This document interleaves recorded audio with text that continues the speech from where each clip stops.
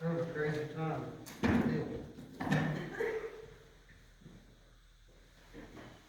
I looked up some. Turn it on. I think she needs to turn it up. I looked up Mother's Day humor, and I found a couple that were pretty funny and pretty fitting for my family, my siblings, not my kids so much. But the lady said, "I have the perfect son." My friend asked her, and she said, "Does he smoke?" "No, he doesn't." "Does he drink whiskey?" "No, he doesn't." "Does he ever come home late?" "Nope, doesn't do that." "I guess you really do have the perfect son. How old is he?" "He'll be 6 months next Wednesday." And then I saw one that said, "Mothers with teenagers know why animals eat their young." And it's Mother's Day, which is such a special day. And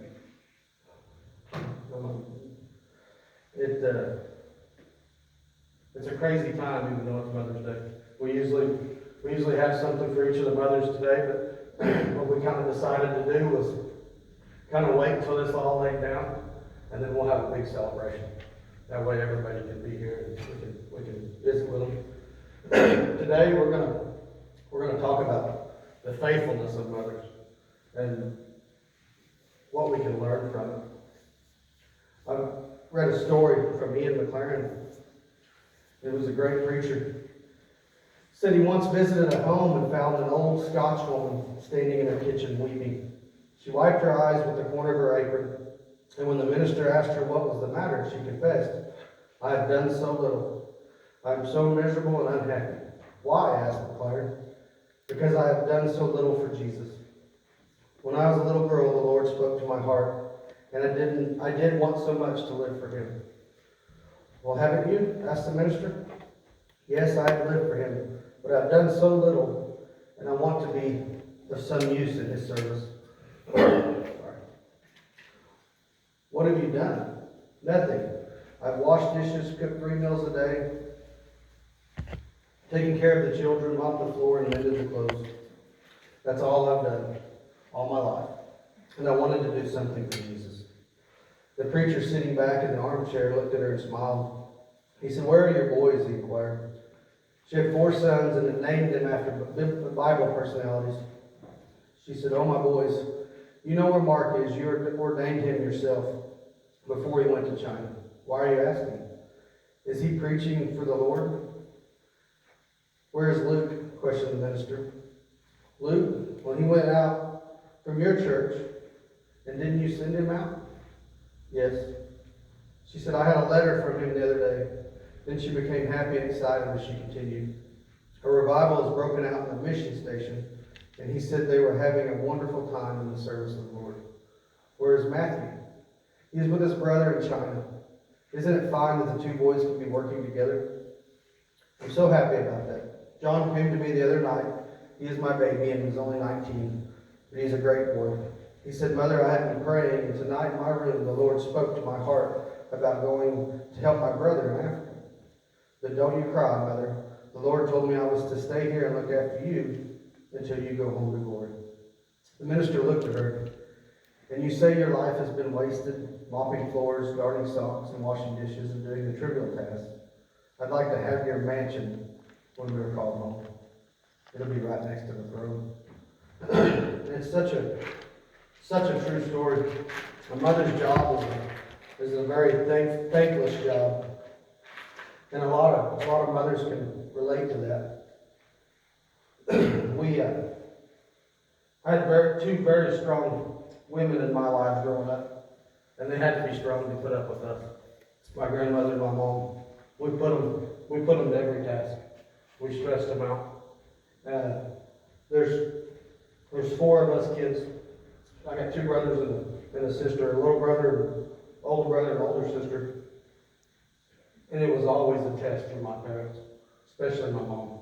My dad was gone. Oh, he drove over the road, so he was gone 5 to 6 days a week. So my mom had to take care of us. Out of the 4 kids, I think 3 of them have tattoos. Out of the 4 kids, 3 of them have been to jail for something or another one time in their life. So she was stretched to the max. And it was such a daunting task to raise.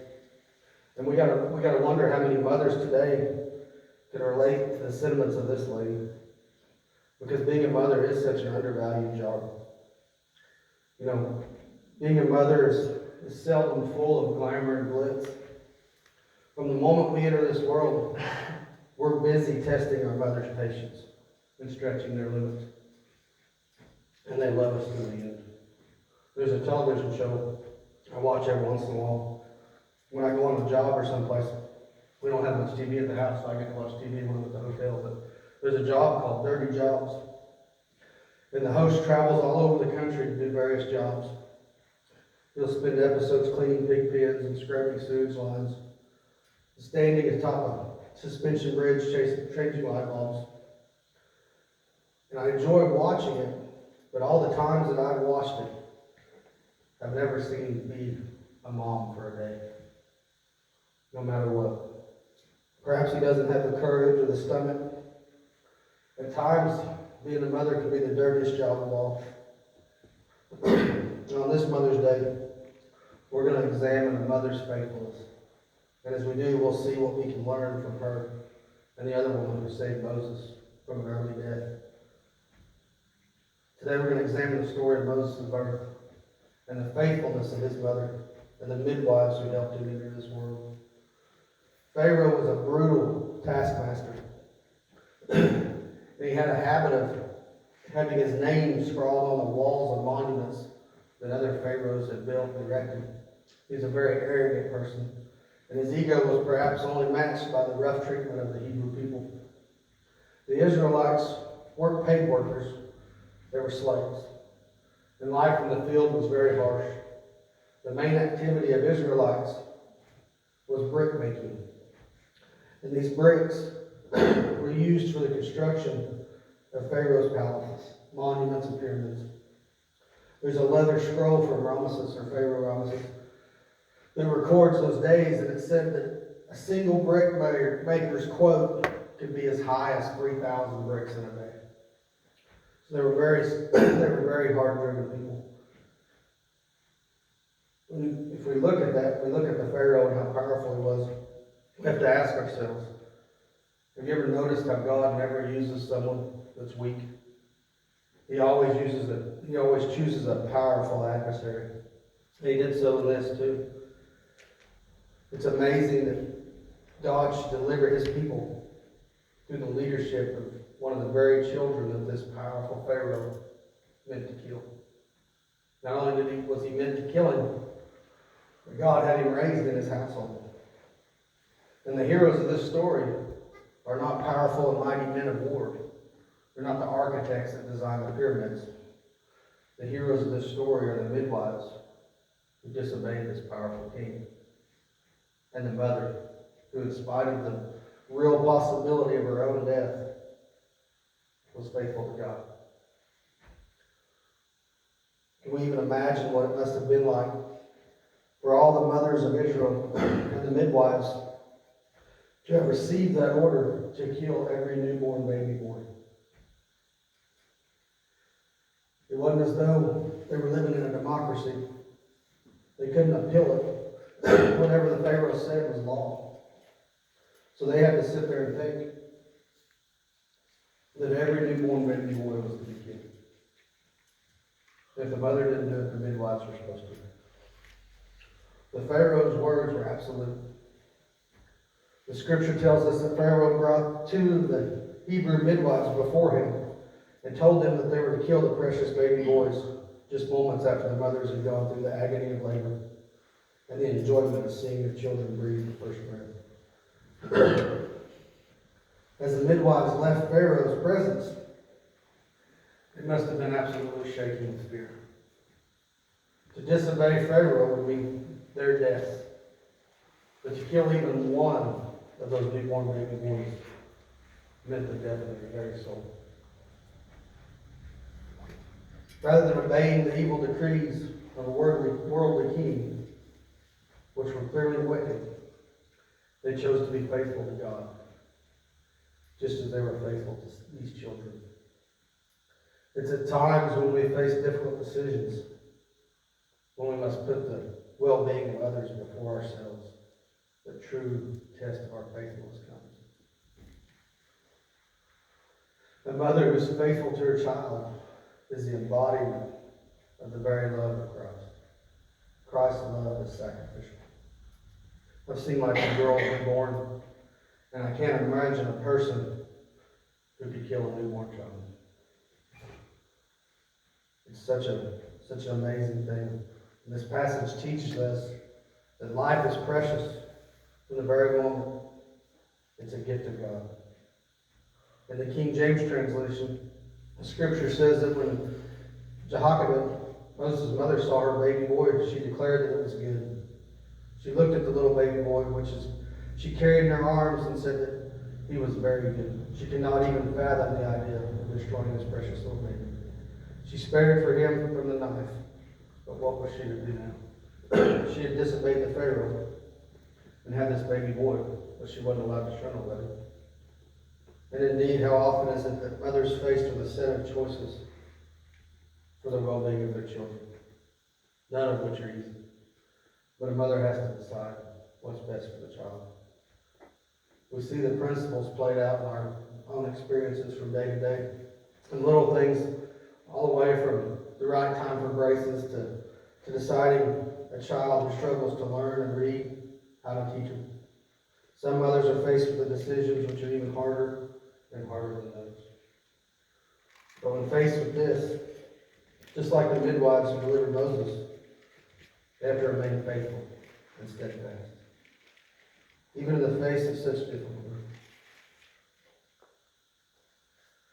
Were it not for the faithfulness of a mother, where would Moses be now? Was it not for the faithfulness of mothers and grandmothers and the women who God places in our lives, where would any of us be? Like I said, my mom and my grandmother were extremely influential people. Mother's job is often so much thankfulness less. We forget to praise them every day.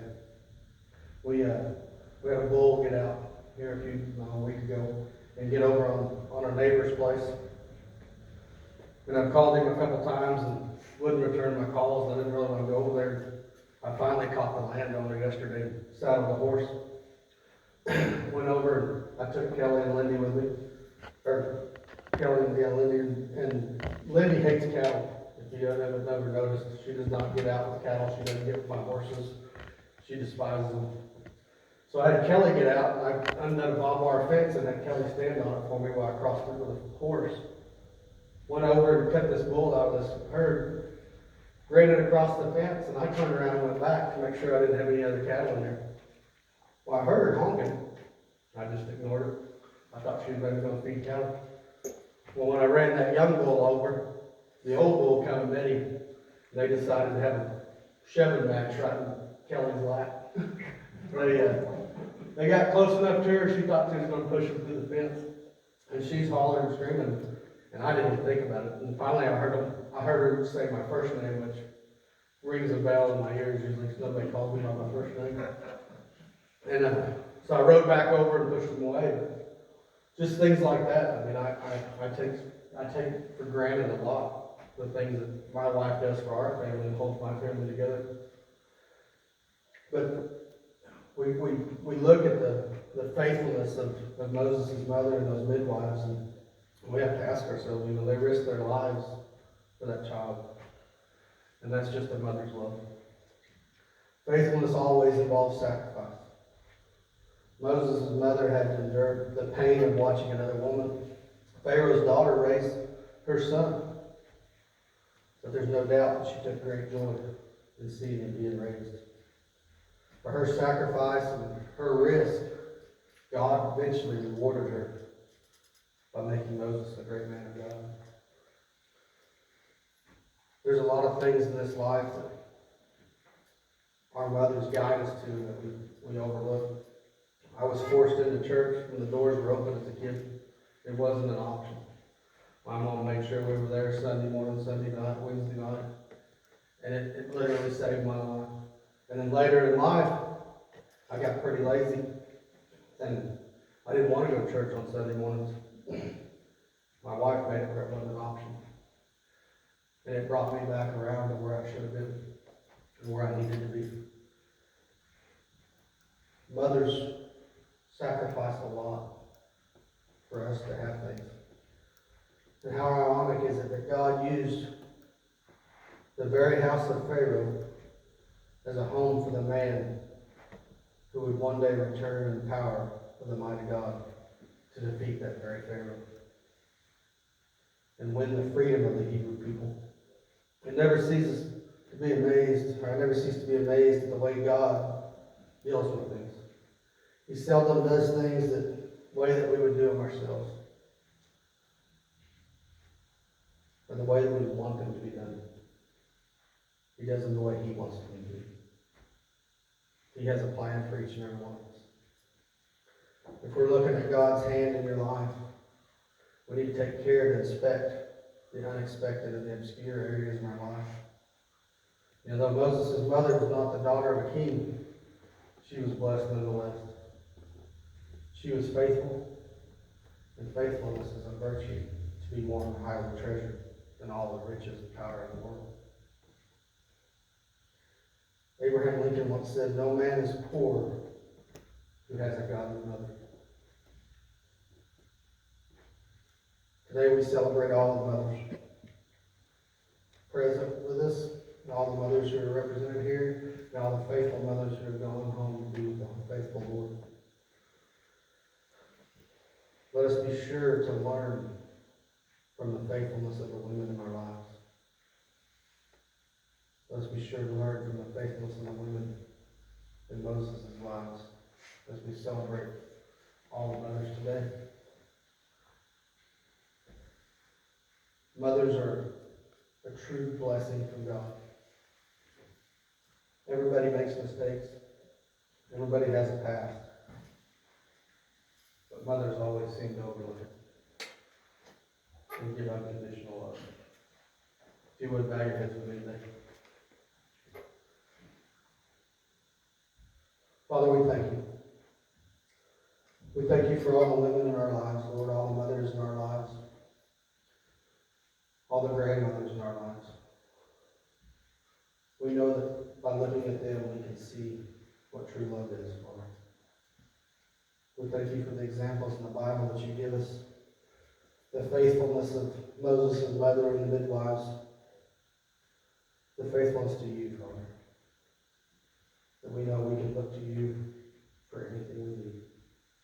We thank you for those blessings that you give us, Lord. We just ask a special prayer for all the mothers today, Lord. Whether they have children or not, there's mothers for somebody, Father. We thank you for each and every one of them. In your name we pray. Amen.